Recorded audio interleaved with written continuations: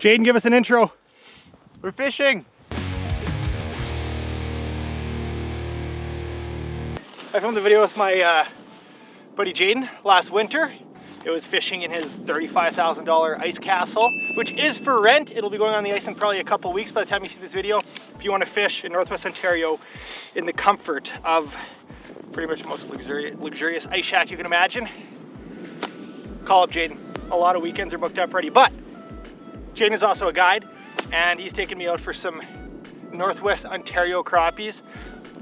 Kind of a typical theme. We got like an hour or two to make it happen. The thing about trying to do these daily or bi-daily videos is you kind of gotta, you know, fish for half a day, edit, fish for half a day, edit. I have a couple people helping me out, but it's a lot of work, but I appreciate the feedback. It's been great so far. And enough talking. We're gonna try to put some crappies on the ice, some slabs. We've been catching some small ones. We're gonna be looking for some big ones. And it looks like Jayden's got some fish going on. So we were planning to do some walleye fishing today. The ice wasn't good. This is a common theme. And we're plan B, doing a little crappie fishing using a tungsten jig. I'm trying out the spike plastic, so frostbite. And yeah, this is Jayden's first time using Livescope. I'm gonna kind of show him how to find fish with it. How we're gonna use it is, you know, scanning this deep water basin and, you know, looking 20, 30, 40 feet away. First off, I'm not sponsored by Garmin. I know that Humminbird just released some similar technology. Lowrance is similar technology. I think whatever, it's all good. I think Garmin's kind of led the way on this, but you know, whatever. I think it's cool to watch. I appreciate, you know, videos where you can see fish eating the lure. Kind of gets a little excitement for you guys watching at home as well. And yeah, we're gonna have the sonar camera rolling as much as we can. And we're gonna see if Jayden and I can catch a couple. I think I'm gonna bring a couple home for dinner. So it's nice to tag team when you're doing, when you're using the Livescope, because one person can drill, one person can look around, but that's what I'm using. A little on the bigger side, but I'm also using a little bigger of a rod than I would like. So right now we're gonna do a little spin of the deucer, and there's a couple crappies actually just off to the side. So I'm dropping down, not sure which way they are. We'll see my jig dropping down shortly, I hope. All right, we're gonna drill 12 feet to the side. As you can see, there's a bunch of fish, maybe not even 12 feet, but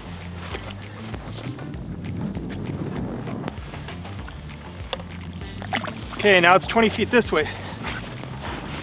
Okay, now we're on some fish. So the fish are about 2 feet away from my lure. We'll see if they interact. Look at that. Oh boy, here we go. Here we go, it's showtime. I'm gonna get him to chase. Oh, that's a nice mark. Got him. Big slab coming up. Oh, that was sweet. I thought that was multiple fish. There's just one nice one. That is slab. Beautiful slab.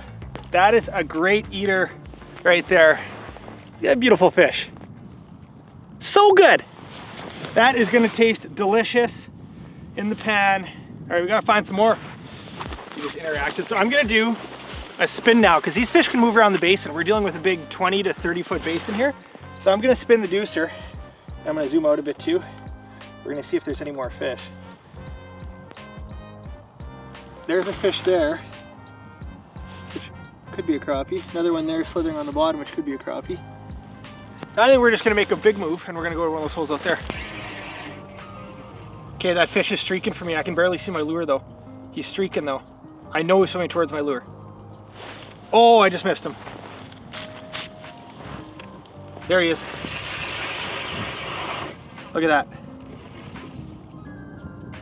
Right underneath it. He's gonna bite again. He's gonna bite again, come on.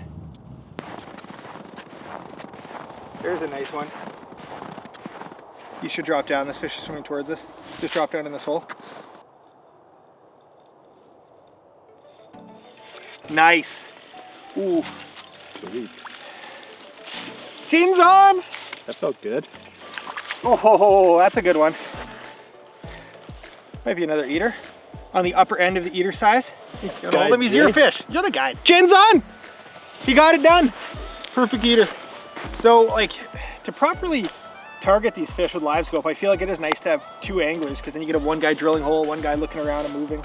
So some more comments that I noticed was, Jay, why don't you use the Garmin app to screen record? Okay, well there's two reasons. For one, the app does not work with this model. This is the Echo Map Ultra. The next up is the GPS map. Twice the price. I think you're looking at like 3 or 4 grand Canadian for the screen. One reason was I didn't want to spend all that extra money, obviously, because that's just a ton of money. Obviously, the internal screen recording would be nice. It'd be a clearer recording. On the other side of that is having this GoPro recording, it captures audio. So when I sync up the footage later, it is so much easier to sync up with audio. If I have just a display file, well, then I'm trying to figure out, you know, when the fish comes through, where the jigging motion is, lining that up. This is way easier to sync up. And in a world of YouTube and trying to crank out videos as fast as I can, speed is important. Look at that fish streaking at you. Just hold it still, he's gonna eat it. Oh, Jayden! There's 2 blobs there, I hope they come in. Oh, I think we're each gonna catch one. Oh no, he's coming for me. Both. Oh! Did the other one spooked, eh? They look nice. This is a nice fish, that was so cool. Oh my goodness. That's a good one. That one is going back. Look at that. The bait is gone. Probably a 13 and a bit. All right guys, a quick look at that beautiful Sunset Country slab, and she's going back real quick. Not even measuring her. She kicked down hard. And the cool thing is, look at that. You could see that fish dart away on Livescope, and that fish made it back down. So cool. So cool you can see them on Livescope like that, like seeing them release. And this is the little package I'm using. The jig's on the heavier side, but since I forgot my panfish rod, it is nice having a heavier jig. No. Look at this one. He's about to eat. Look at him chase. Look at him chase. Yes. That was good. I think the other one is further that way, but oh, it's so cool when you see their mood change on it because they just get big and red. And I can see them. Yeah. It's my favorite color palette so far because the fish just stick out so nicely. Nice. This will be dinner. Another nice, like, I don't know, maybe 11 3/4, 12 1/4, 12 inch. We got dinner. More to the right. Keep going. That's good, yeah. I have no idea. Oh, he's about to eat it. Oh, he's about to eat it. Oh! Ah! I don't know where my jig is. I should probably figure that out. Oh, mine was so high up, I wasn't even close. Yeah. Oh, wow. Do you have him? Oh, I like this, they're real straight into it. We got one more. Kneel down beside me, Jayden. Oh, he's half vomited. He's half vomited. Oh, it's a big one. Look at that. Get in here, Jayden. That's ending the night.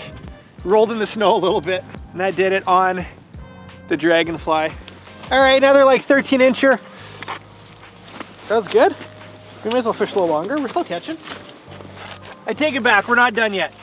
It's getting pretty muddy. The thing about these crappie basins is they often are these muddy bottoms, all these bugs and invertebrates and whatever stuff that crappies feed on.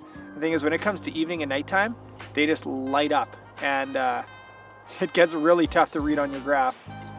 The fishing can also get really good as well. Well guys, the camera was not rolling for the last little bit, so all the talking I had was useless. Hey, good little evening sesh. I'm just, you know, still learning how Livescope works. Does it help you catch every fish? No, it helps you find them, but we still had crappies we couldn't trigger. I think downsizing jigs may have helped us out, but no, it's all good. We got a couple for dinner. Jane's got a couple for dinner, and yeah, I'm just loving every chance out on the ice. They're often heading to these mud basins. I keep saying it again and again, but people message me and they said, hey, so I found crappies in the spring. Is that the same spot they're gonna be? No, crappies are gonna be, you know, in the pencil reeds where they like to spawn, the shallower bays, weed lines, that sort of stuff. And then they pull out deeper progressively throughout the year and then fall into winter. They're typically in those deepest holes, and the deepest hole might be 15, it might be 40. If you're dealing with the deeper holes, you probably don't wanna be releasing those fish. But yeah, these 24-foot, you can keep fish, you can release some depending on how they're acting, how they're looking. That's kind of borderline. But we are not done this video. We're headed to the kitchen. We're gonna eat up some delicious black crappies. Is that actually how close you have to stand? I can be further away. Yeah. Okay, so we caught the crappies. Jayden and I did. I didn't, yeah, sorry. Welcome back to another episode of Sam's Kitchen. This one's actually really cool because I don't know if you guys were here back then, but 3 years ago, Less than 3, probably 2. Less than 2 or 3? less. 2 or less, Jay and I went muskie fishing, where I caught my very first muskie. And on this momentous occasion, he had actually just hit 10,000 YouTube subscribers. You gotta do the little yay thing. Yay! And now this is even better, because although I did not catch a single fish today, look at what he did.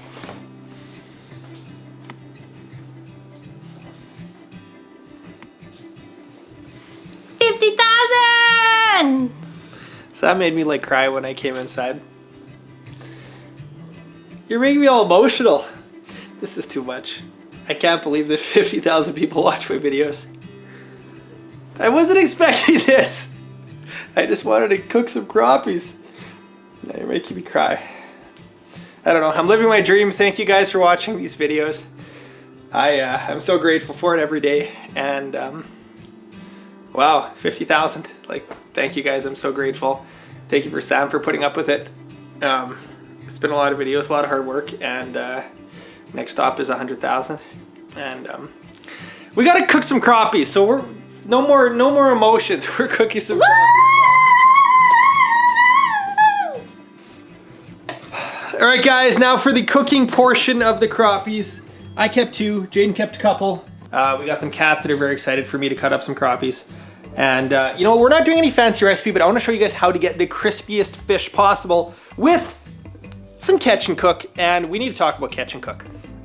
This is a fish batter brand that Josh and I launched a couple months ago, and we sold out like way faster than we expected. We've been sold out for a couple months, which sucks. I know. It's same thing with you guys talking about frostbite. It's sold out, and I give Alex a hard time, but that's just the nature of the beast, you know, with running a business, and you never know how much people are gonna order. It's like, it's scary. So today we're gonna be using, this is actually like a fake bag just for photo shoots. It's just flour inside of it. So we're using Killer Crumbs, another local company, and this is like what I end up using, and people think I'm ridiculous. It's like, Jay, you're using Killer Crumbs? It's like, yeah, we're sold out of Catch and Cook. I don't have any. I know the recipe. I could mix them up, but we're gonna show you the trick to the crispiest fish possible. And Judy, tell them the good news. Catch and Cook is restocking so soon. Big time. Big So time. soon. Josh and I are placing a big order on our next batch, working on some new items, some new flavors, SKUs, whatever you want to call it, some new products. We got our potatoes, we got our beans, we got our crappies. Now it's time to dice them up, and we're gonna show you how we're gonna batter them up and how we're gonna make them crispy. What? All right, crispy fish. Whatever. We're just doing a basic deep fried in batter, nothing special. But the key to crispy fish, and this I learned from my buddy Josh, we got water. And I think a lot of people think you need egg, you need milk. Yeah, those work great. Water is perfectly fine for battering fish, as my buddy Josh taught me. In the middle, using your fish batter. Hopefully it's Catch and Cook. Hopefully it's back in stock. In this scenario, we are using some Killer Crumbs, which is made in Kenora. Sport local. And okay, so the fish, you're gonna start with some wet fillets. You're gonna put it into the batter, and then back into the water, and then back into the batter. And you can do 2 coats, you can do 3 coats, you can do 4 coats. In Catch and Cook terms, we call it summoning the crunch. That's been our catchphrase. But anyways, it's giving it multi-coats. And what you're doing is you're putting that batter over top of it. In the batter, quick splash in the water. You don't need much. You will lose some of it. And then back in. And now it's gonna get chunky and big. And when that hits the deep fryer, that is gonna be amazing. All right, we're gonna test if the oil is hot. It is hot.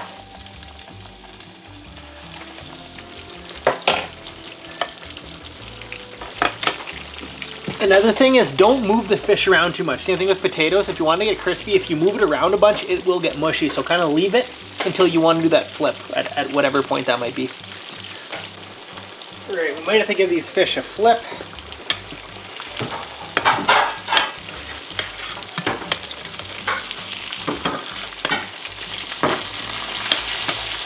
Okay, fish is done. Look how crispy that fish is. My goodness. Some may call it burnt, I call it crispy. Guys, that is some of the crispiest fish you will ever eat. Ouch! Oh, ow, it's so hot. It's burning my mouth. It is so good. I can't thank you guys enough. I am so grateful. This YouTube journey has been incredible. Thank you to Sam for supporting me through all of it. Thank you for you guys. If it wasn't for you guys, I wouldn't be doing this. And yeah, we're gonna have the best winter ever. See you guys next time. You can punch it. Oh, I was just gonna give a thumbs up. Okay.